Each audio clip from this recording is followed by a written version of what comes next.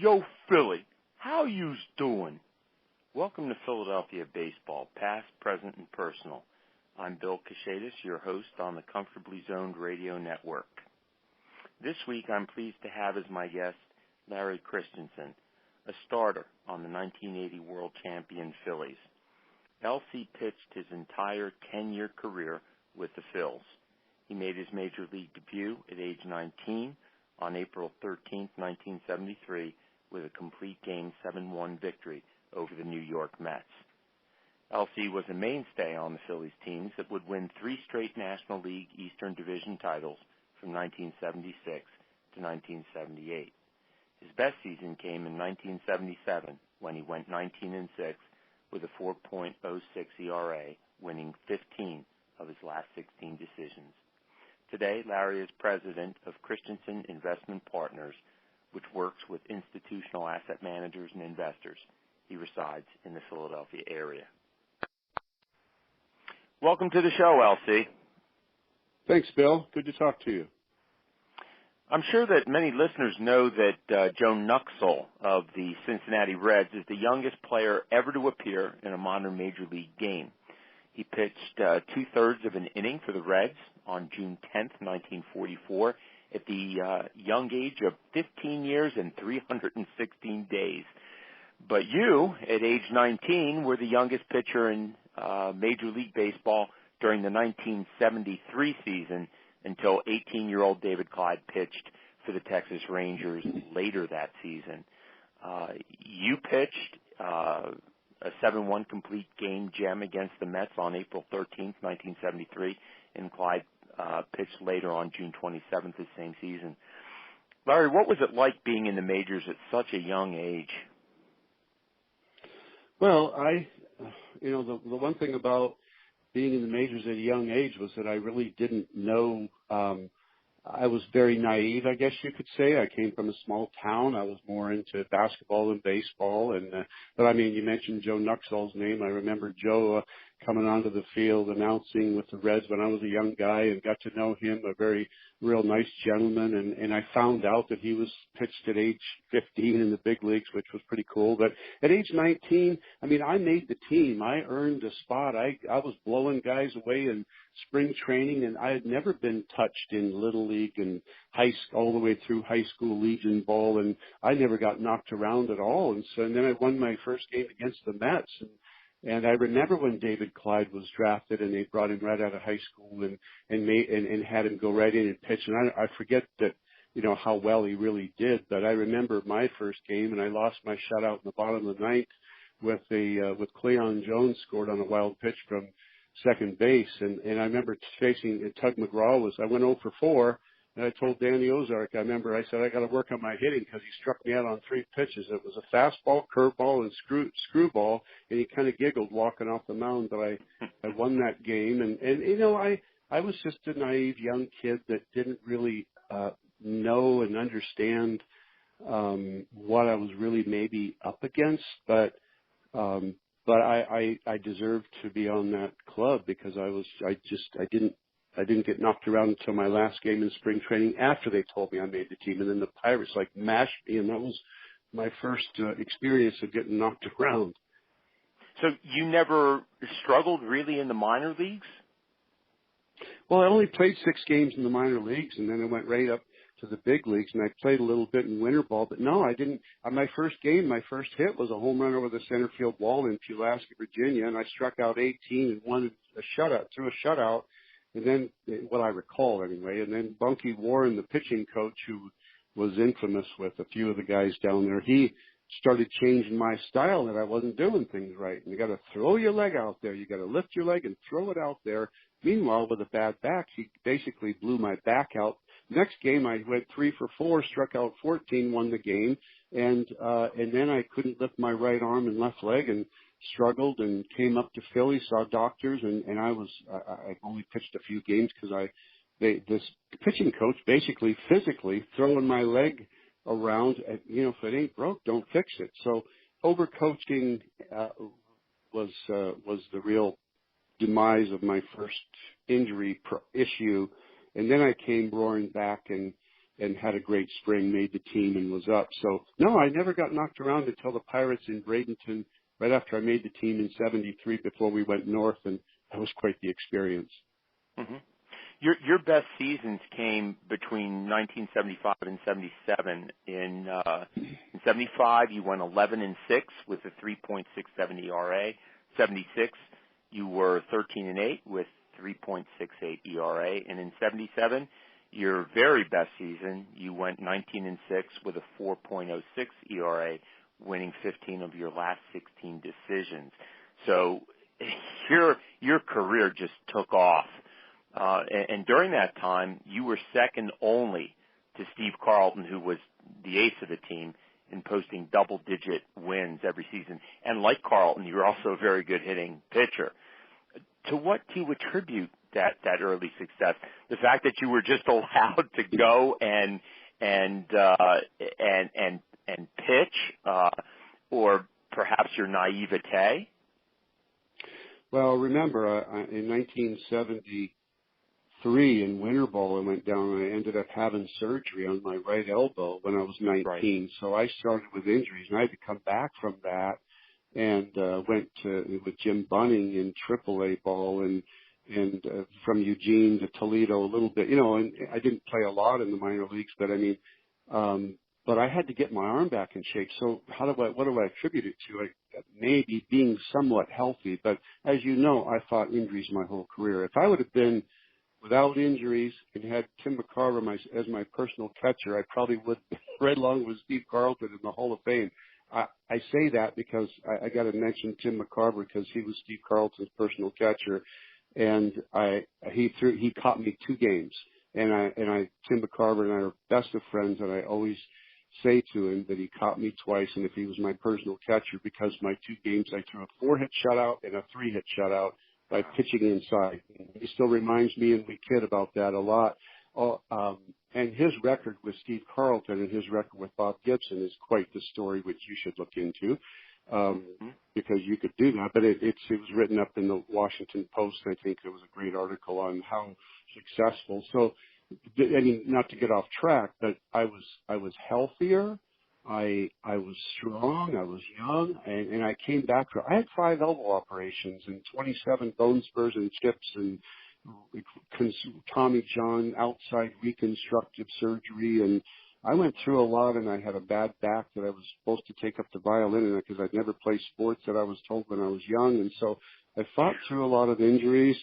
And so what do I attribute it to? I mean, not to mention and I'm not a statistician with my career or anything. I don't really know much. I remember some things, and you helped me refresh my memory. But the year in '78, I was, I think, 13 and 14. I pitched better than probably all of those seasons. Although I got shut out 5 times, and I lost 7 one-run ball games from what I had been told.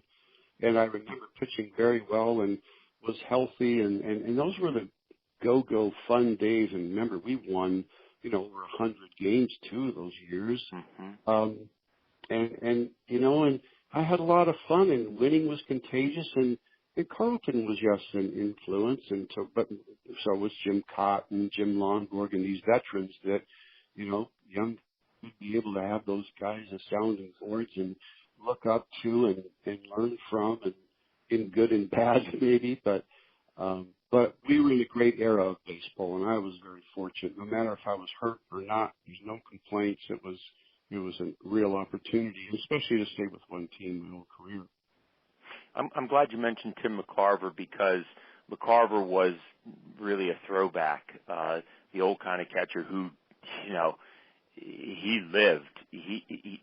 lived on throwing inside and getting his pitchers to throw inside. And you mentioned Bob Gibson, who was nasty, absolutely nasty. And he got Carlton on the same page with him. And Carlton, as you know, was unbeatable. It seemed like the pitchers in the 70s started to move away from throwing inside. And with that, they lost, intimidation.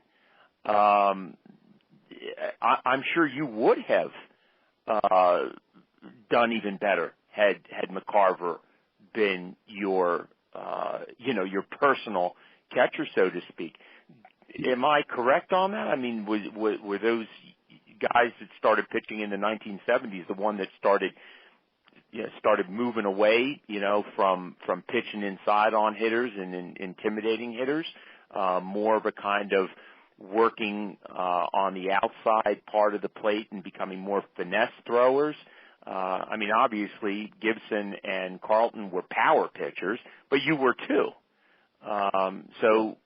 What was going on in the 70s? Well, we were the National League was the power pitching league, and the American League, as Tout called the American League, the minor leagues. But we didn't have any interleague play, remember?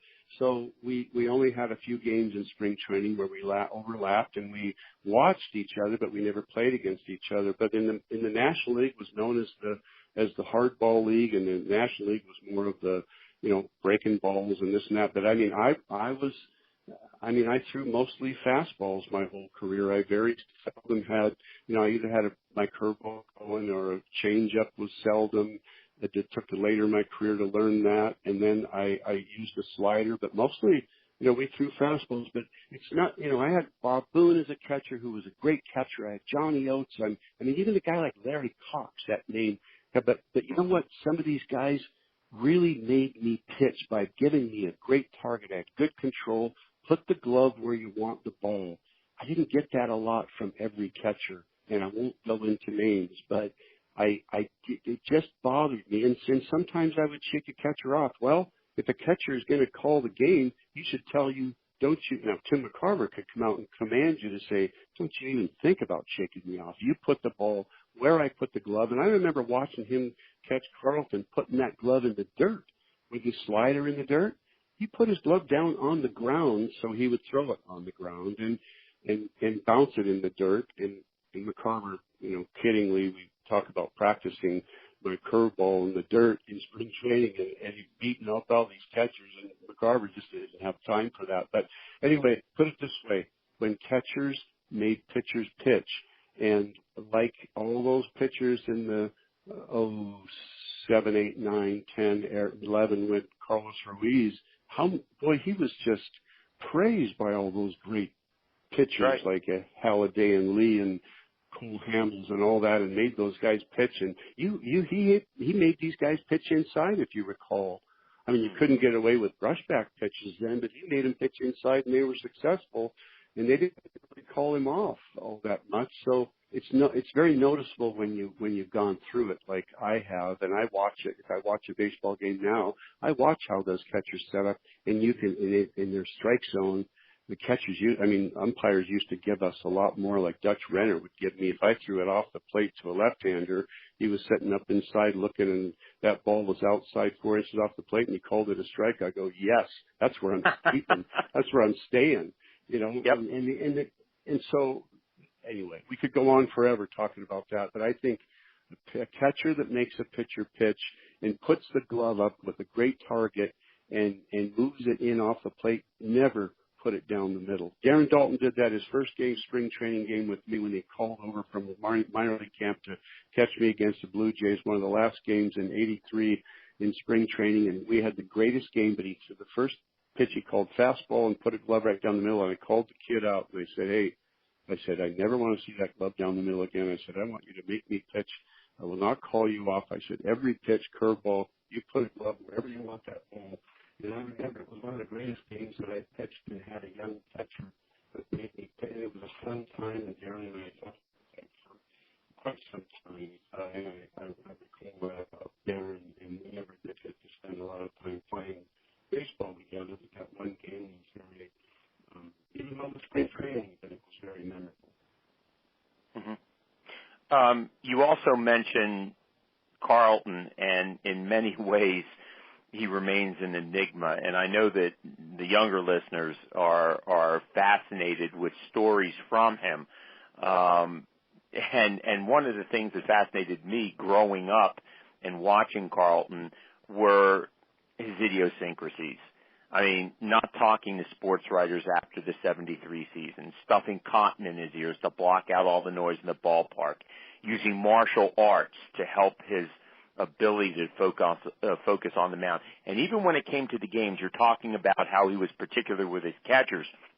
Well, you remember 1972, well, you weren't up yet, but in 1972, the Phillies traded Tim McCarver, and Carlton had that phenomenal 27 and 10 season. He had to throw half that season to John Bateman, who he'd never worked with. The Rocket Man. That's right, he never worked with before. And then 73, Carlton went, I think, 13 and 20, and that, I think that next year they brought McCarver back. Carlton did not want to throw to Boone. However, I think it's important to mention that 3 of his Cy Young awards came throwing to Bob Boone. Now, when McCarver came back, I guess he was back in for the 1980 season and was Carlton's personal catcher again. They teamed back up, but Carlton really criticized Boone a lot, and Boone just took it, and yet they were still able to get on the same page. And as I said, I'm pretty sure Carlton won 3 Cy Young awards throwing to Bob Boone. What kind of guy was Steve Carlton really like as a teammate, and what kind of influence do you have on your career? Yeah, well, with what all you said about Steve, I was there when he stopped talking to the press, and I know the reason why, and it was a cardinal sin of what a writer did to him, which was dead wrong, and he made a decision. And I remember when he went to Ruley Carpenter and told him that he was never going to talk to the press again, and he did not.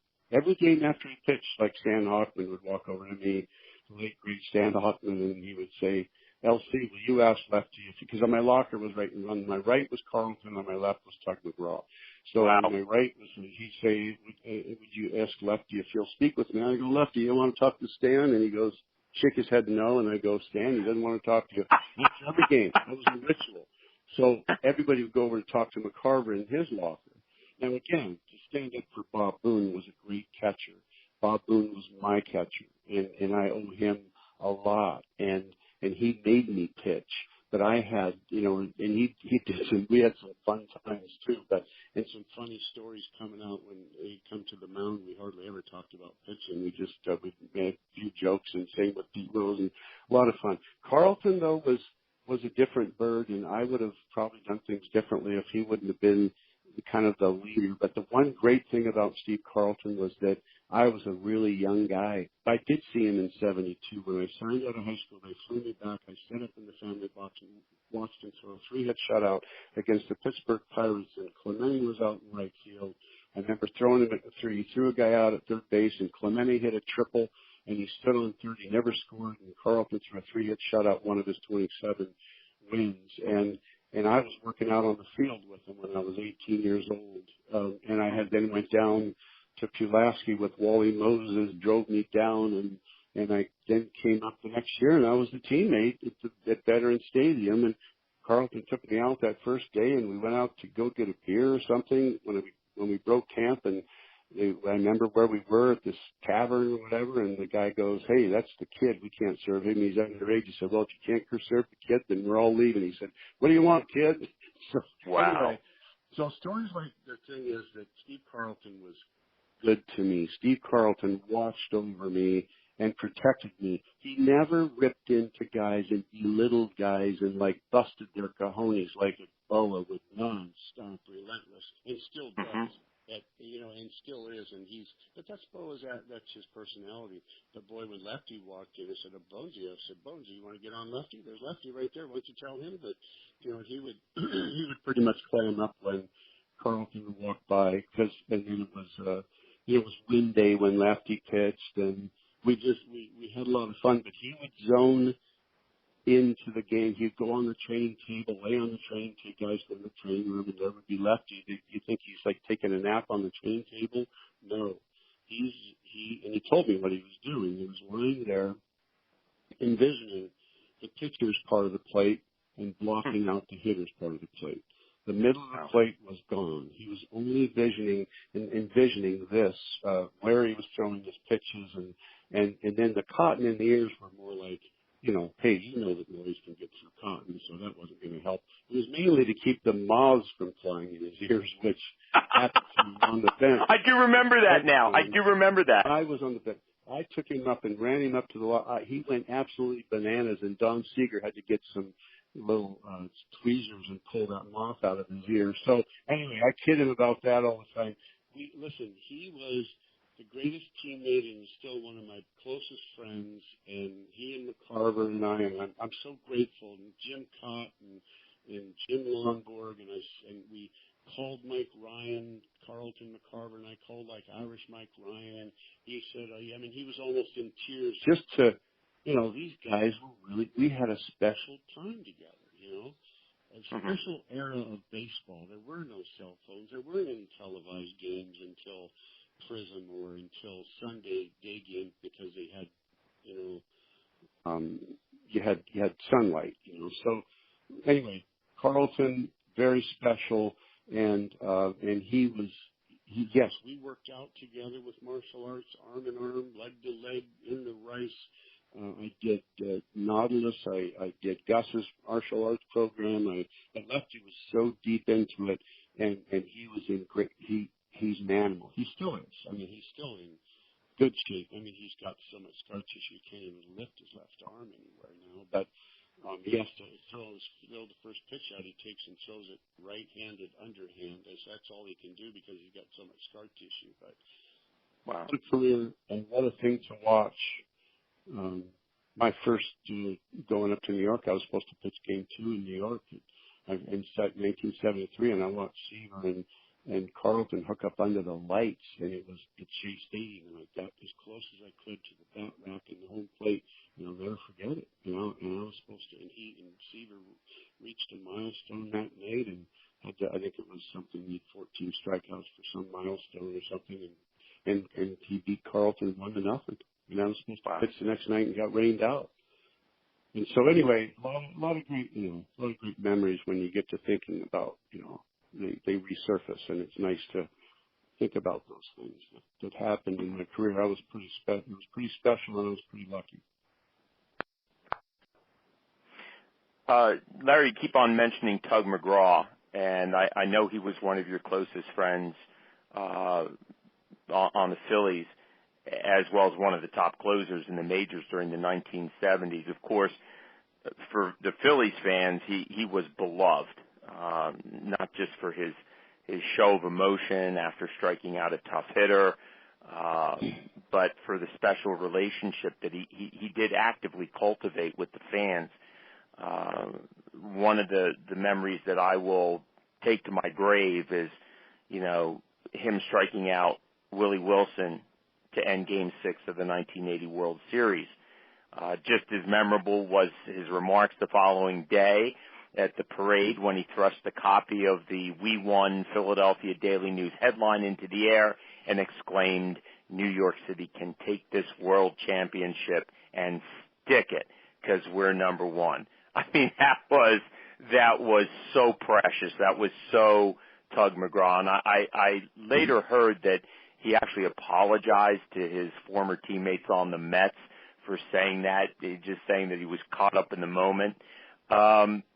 Share some memories. I think the fans threw him too many beers on the float. Probably, yeah. Yeah. Any special memories of Tug? You and I have talked about him before, and you told me many things, but are there one or two memories that you think encapsulate the kind of person he was and the kind of player he was? Yeah, I can give you a couple. Number one, the one that's most memorable to me is that here I am. Let's start with him when he first joined us. When he first got traded over in spring training, and Bob Boone and Greg Wazinski took Tug out to the Tiki Hut for dinner and drinks, and they fed Tug Tiki Typhoons, I remember. Was it 75 when he came over, right? Was it 75 or something like that? It was 75. 75. Yep. So 75 in spring training of 75, and the first day of spring training, Tug McGraw, our new relief pitcher, is not feeling well enough to make it onto the field for the first day of spring training because Bob Boone and Greg Lazinski took him out for Tiki Typhoons. So that's how it all started. And then it was all, Tug was quite the character, as you know. And so we became close friends because he was very friendly to me I remember the International All-Star game. And like I said, he struck me on 3 pitches my first game, and he kind of was a character without me even knowing him. He seemed friendly and nice, and so, that's how it all started. Was I had a good first impression of a guy that was a fun little Irish guy, and he was quite the athlete. But the great story is that when I'd come in as a starting pitcher, and same routine, you don't come that early. You come in at a decent time. You don't want to sit around and mope around the locker room. You want to kind of get there, get your uniform on, and get started with the game. And you take a little batting practice. You have plenty of time. But when I'd walk in there, everybody they were all dressed, and I'd go sign the pass list and walk towards my locker. Again, remember, he comes before my locker, and then Carlton's on the other side of me. Mm-hmm. So Tug looks at me, and he goes loud enough for everybody in the locker room to hear. He goes, "Elsie, you pitching tonight?" And I go, "Yes, I am, Tug," because I knew what was coming. He said, "So am I." So that was the first thing. But as far as like the athletic ability, I mean, Tug, a lot of people don't know how nervous Tug was when he did get on the mound. And usually he showed me when he came back after a game, he'd start to get undressed and he'd say, "Elsie, look at my, look at my underwear." I mean, it's kind of gross to think about it, but yeah, he was so nervous out there that he would poop his pants over half the time. And so, he all these antics and things, and he was nervous. He didn't seem to be nervous when he threw his pitches, but so, I mean, I was like, "Oh, Tug, I don't want to see this anymore. I'm tired." So, but one time I remember that Tug was very, very athletic, and I mean, I remember him diving off the high dive boards in Houston at the Olympic swimming pool, and was unbelievable diver. He wasn't a real good basketball player and like football player, but he would take his hat and put it behind his belt, in his back behind his pants. And so he's going out to the outfield, and he would take his glove and put it on his toe. Okay. And then he'd do a handstand and walk all the way out with his glove on his toe and his hat behind his pant belt, and walk all the way out to center field to go shag fly balls. And I mean, that wasn't an easy thing to do, and it probably wasn't all that smart, because it seems like you might, wear your muscles out a little bit by walking on your hands all the way out there. But Tug would pull things like that, but we'd be walking down the street, and he was always very friendly. We were friendly with people, and somebody recognized him and said, "Hey, that's Tug McGraw. Hi, Tug." And he'd look at me and he'd kind of lick his finger and go one. He'd go like on the chalkboard, like, "One for me." Yeah. So if somebody recognized him, and he was, we did a lot of charity work together. He never asked for anything. He was very good with people, very friendly. I mean, I even did Tug's eulogy, and Ed Kranepool did it on behalf of the Mets organization when Tug lost his life to brain cancer. And Tug lived with me, and I took care of him when he was in some of his rough times, but Tug he loved baseball. He couldn't let it go. He couldn't turn the page, and he deserved to stay in the game, and should have, maybe had a little better life after baseball in the game, and not, it was tough watching him flounder around a little bit, and like a lot of us do and athletes do, and I'm fortunate because I kind of stuck with the investment business and stayed with it. But Tugger, what a wonderful, great friend. I got more pictures of Tug in my office and around than I probably have of anybody else, and he just can't get him out of my mind. Tug was a great guy and great friend and great teammate. Yeah, he always spoke extremely highly of you, and really did consider you one of his very, very best friends. The thing that amazed me about him, was he just seemed kind of oblivious to the fact that he was a star to so many people.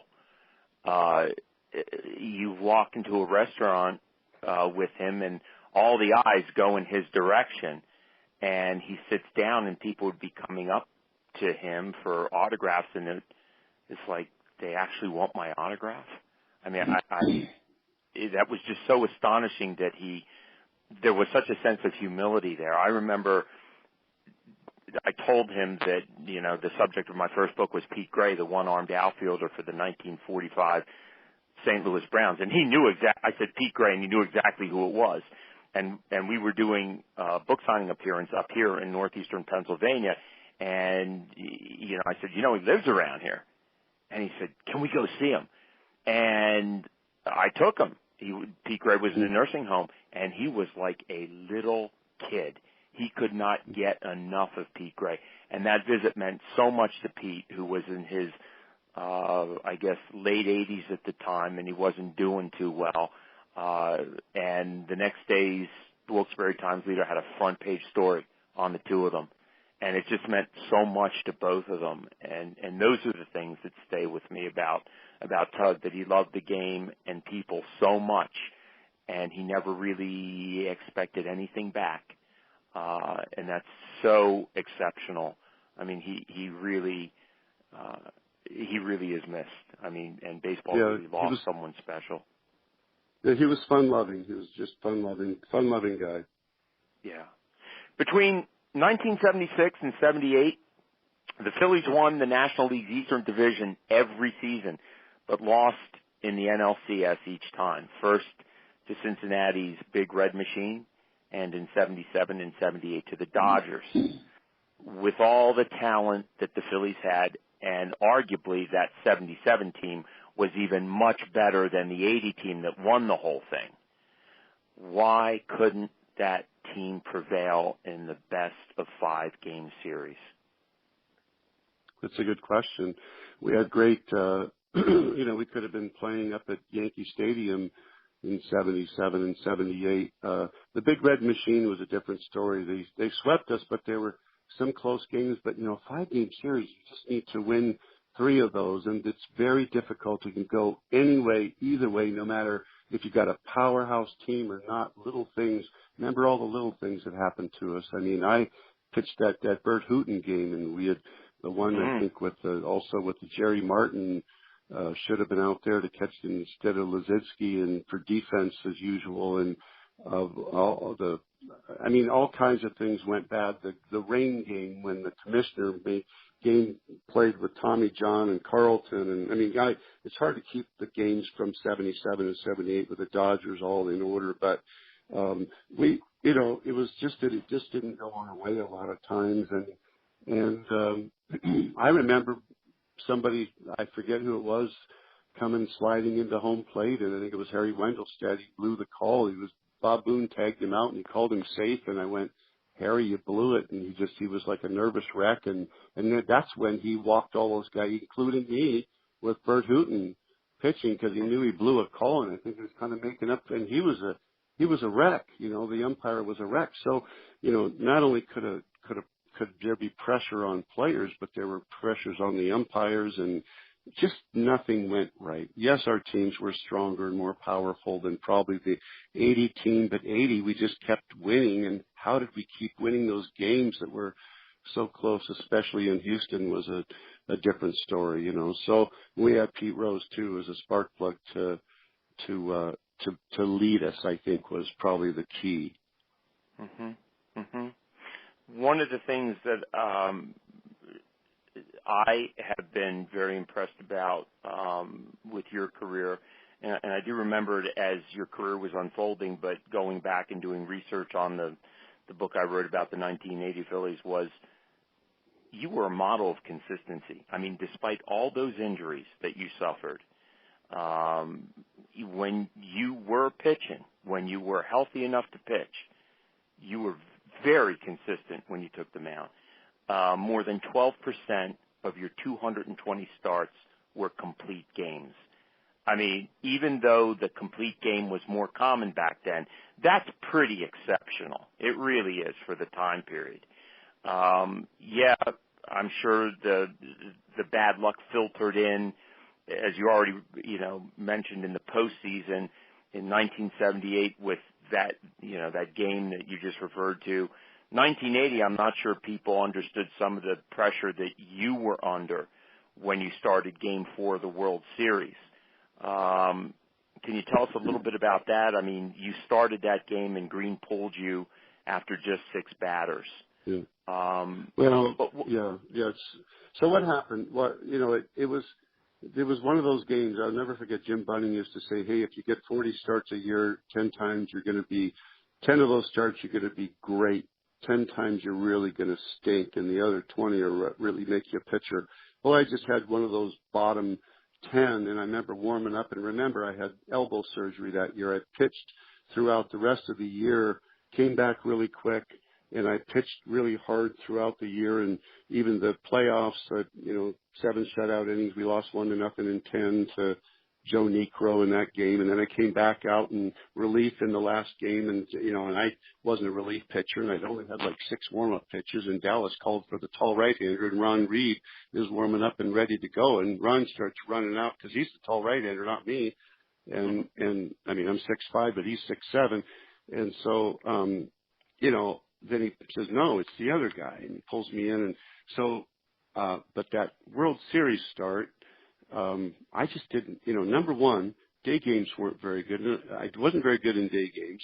I didn't get any sleep the night before. My father was in a coma. I didn't know whether I should go home or go, and it was all this, probably everything all balled up. Didn't get any sleep, and also, it was a day game that started like noon for TV time, if I recall. And I warmed up, and I didn't have anything. I had nothing. I had doo-doo. And Herm Stress, the pitching coach, bless his heart, he's gone, and so's Dallas is gone. But come down the dugout, and Dallas Green says, "Hey, Herm, what's he got?" And he says, "He ain't got crap, Dallas." And so, I was doomed before I even went out there. But I remember the pitches, and I remember the first batter and hits it over Boa's head. I thought Boa, if he would have leaped, the right timed it a little bit. I mean, it might have been a catch. And then I remember Pete Rose missing a throw that it was right on the bag, and it went under his glove, and the sacrifice fly. And then Brett hits one right over the bag that could have been a foul ball, but no, it's fair. And then I was so bad, I tried to knock Willie Mays Aikens down, and I threw it out over the plate, and he hits a home run. That's how bad I was. So I had nothing, and then ball hit out to the center field, out to Maddox, and he kind of runs in and stops, and it bounces in front of him. And I thought, nothing's going right. And Dallas comes out, and I didn't give him the ball. He took it from me. So that wasn't any fun at all, and you remember it forever. But it's the way it is. It's what happened. I could have thrown a shutout, but it was the opposite. So. But we did win the World Series. I was part of that whole team for many years, and so it's a tough one that you don't forget those things. I mean, hey, look at how Mitch Williams feels about what happened to him, and he didn't. He tried his best, and I tried my best. I had enough. I didn't have anything, and so it was just we did win the World Series, but everybody has their ups and downs, and you have your good games and bad games, and it's no fun when it's something that's really magnified. And so if we were in like 10 World Series over our careers, that probably wouldn't have really come up very much, Well, I'll tell you one thing, though. That next year, which was the split season, and the Phillies, the winners of the first half, had to play the Montreal Expos, the winners of the second half for the division. They had that divisional series playoff game. You showed up to pitch. I mean, you won that game 6-2. And I really thought after that game that we were on our way. It just didn't happen, though. But that game I came back from Montreal. Now, back in the old days, they used to ship you back home. If you were pitching the next day, they would ship you home. boy, was Dallas did not like me. Woo! And he just was so angry at me that he didn't want to talk to me before that game. I won't even tell you what went on in that locker room before my game. Like, Tug McGraw was right next to me, and he had something hanging in my locker. I won't even get in. And it was almost like, good luck, LC. You got no chance to win this game or have any support from Dallas or anything like that. In 81? In 81? Yes, in 81. Really? Oh my God, yes. Oh, he was so angry. He couldn't stand anybody, especially me at that time. And I went down to see Dallas before he passed, and we spent a nice day together, and we talked about a lot of old things. But boy, yeah, he wouldn't even talk to me. I mean, I even tried to go in and visit with him, but he shut his door on me, and even didn't Mike Proley pitch part of that game or something, and was like Proley did, yeah. Yeah, Dallas was. I think it was cleared he was on his way out after 81. That was it. He was heading to Chicago by that point. Yeah, it's kind of funny I didn't head somewhere because of what Anyway, yeah, you did your job. You did your job. You won. Yeah. So, a couple other questions though, because these are things I'm really impressed with about your career. You were also a very good hitting pitcher. In fact, you hit 13 doubles with 11 home runs while walking 24 times and driving in 46 runs, all despite having less than 500 career at-bats. And you told me this interesting story about, I guess it was 75, maybe it was 76, after Dick Allen came over, and you didn't have your bats, so you borrowed his and you hit 2 home runs and won your own game. Where did you learn how to hit? Yeah.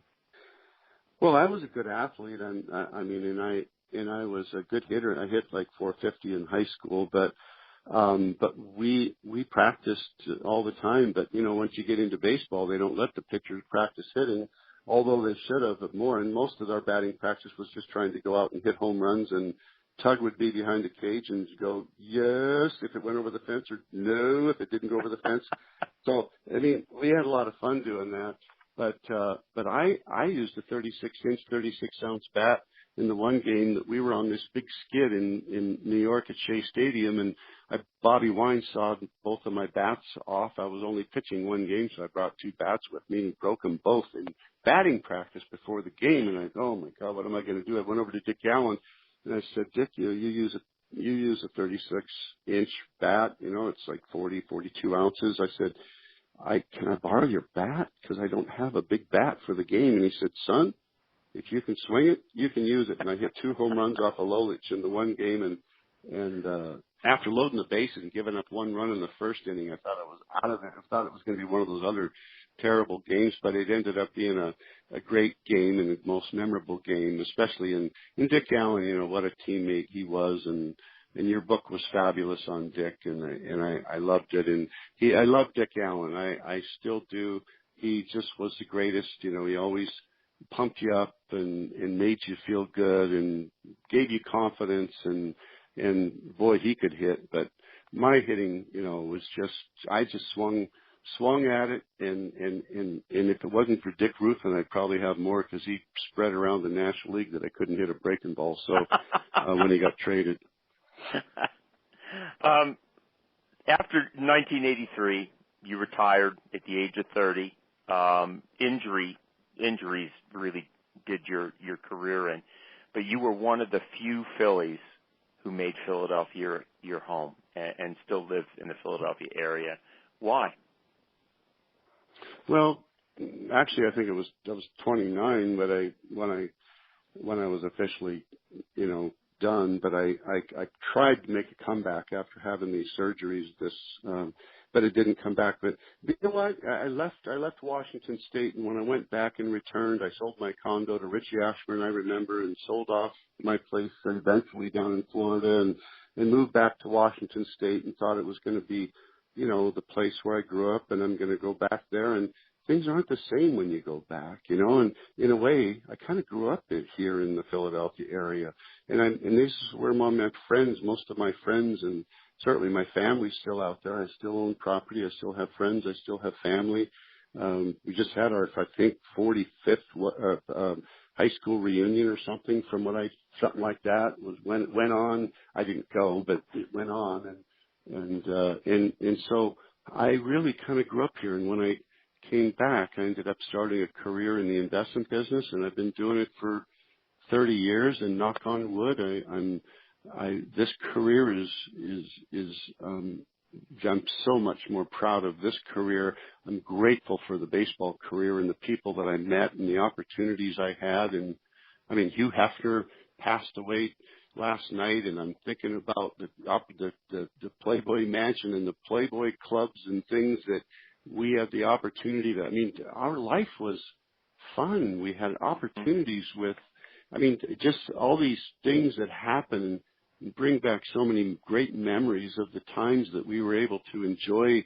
We very seldom had the luxury of limousines, or certainly never a private jet. But sometimes, I mean, I've been on more and more limos and private jets in my business and life than I ever experienced. Certainly as a player, we took buses and subways and taxi cabs, and we had meal money, and we shared expenditures, and it wasn't, and we lived, a little bit on the lean side, and we didn't make the big money, but we're also, don't forget, a part of what these guys are able to make now is because of us and all the strikes and walkouts, and the players this day and age don't know the history of what we did for them and what was accomplished. And guys like Jim Bunning and Kurt Flood, Marvin Miller, and would go on, Messersmith, and with the free agents and different era. Everything evolves and things change, but the money now and the way things are now, there's a great opportunity for young athletes if they keep their head on straight and do the right thing. But it was a different era, and I wouldn't exchange it for anything. Well, your career was